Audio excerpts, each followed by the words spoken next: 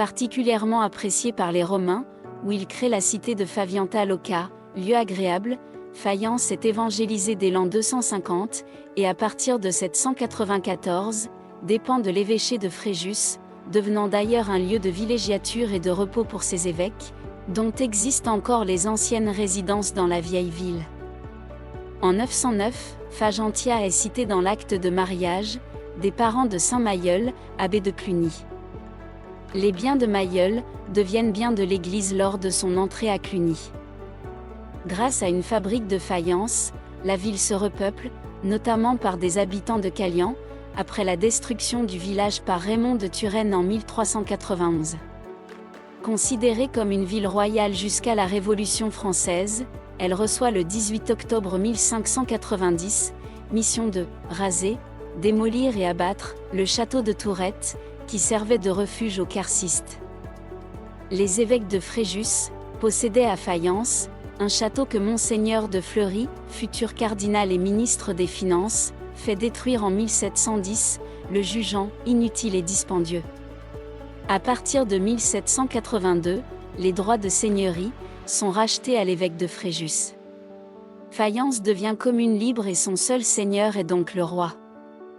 S'ensuivent les péripéties de la Révolution française, auxquelles la commune de Fayence participe très activement, et parfois de sanglante façon.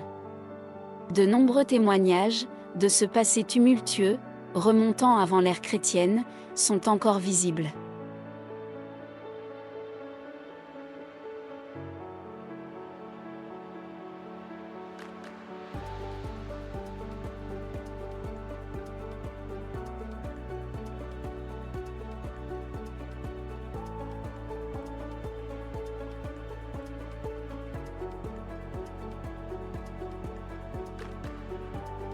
Au pied de la tour de l'horloge, du château médiéval, sculptée dans le mur, une œuvre d'Henri Briffaut, artiste autodidacte, qui restaura le château de Calian.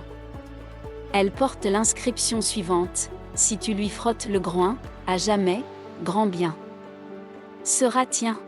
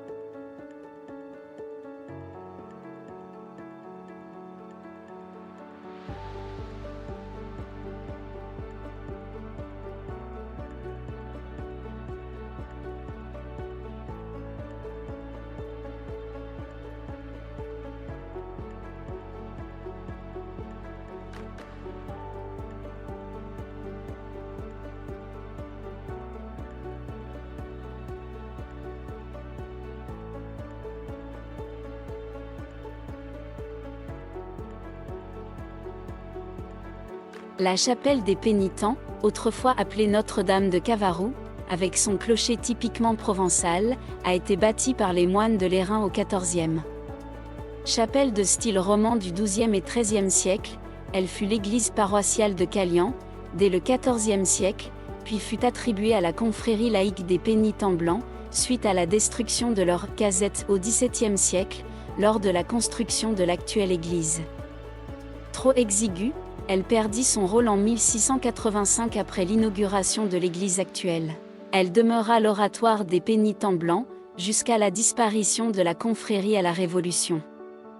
Accolée au cimetière, elle était à l'origine le tombeau des seigneurs de Tourette.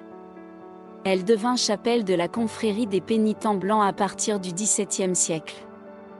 Les pénitents étaient des laïcs, exclusivement, représentant toutes les couches sociales. Leur œuvre caritative d'assistance publique et la prise en charge de détresse s'étend aux champs les plus larges jusqu'à la Révolution. Chaque pénitent endosse une robe appelée sac, généralement attachée à la cagoule qui permet d'œuvrer dans l'anonymat.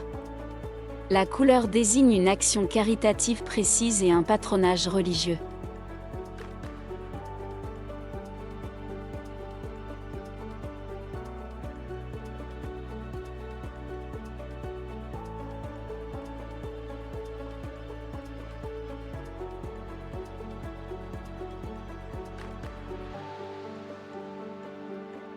Église Saint-Jean-Baptiste. Cette église, remarquable par ses dimensions importantes pour un petit village, est un monument complexe et majeur du patrimoine religieux du Var.